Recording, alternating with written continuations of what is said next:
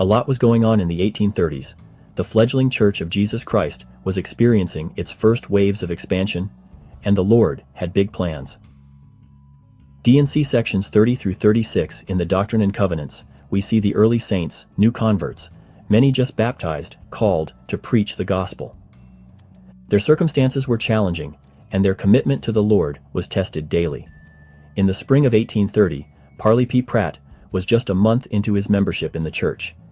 He was still finding his way in this new life, understanding the restored gospel, and adjusting to his newfound faith. But one day, the Lord called him to open his mouth to declare my gospel.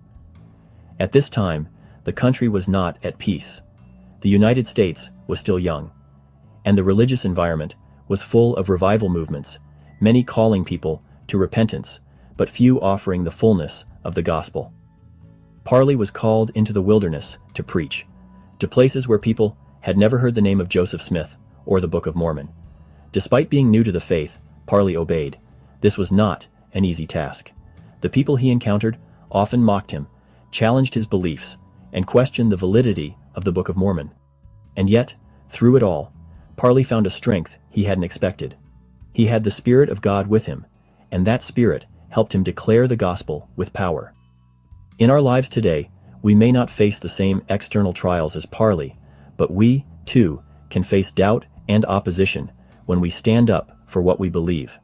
We may be hesitant to speak because we feel unprepared or unworthy, but here we see a pattern. The Lord doesn't wait for us to become experts. He calls us to share His message with those around us the moment we embrace it in our hearts.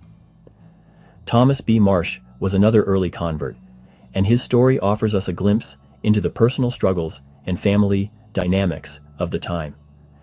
When the Lord called him to serve in Doctrine and Covenants 31, he was just a few months into his membership, but the Lord didn't hesitate to invite him to missionary service.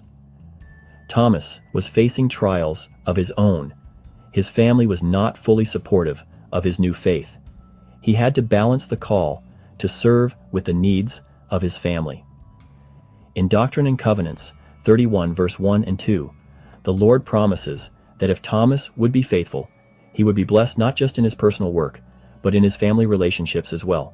The promise of peace and divine protection extended to him and his loved ones.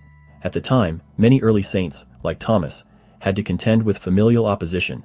People were leaving homes and facing financial hardships to join this new church.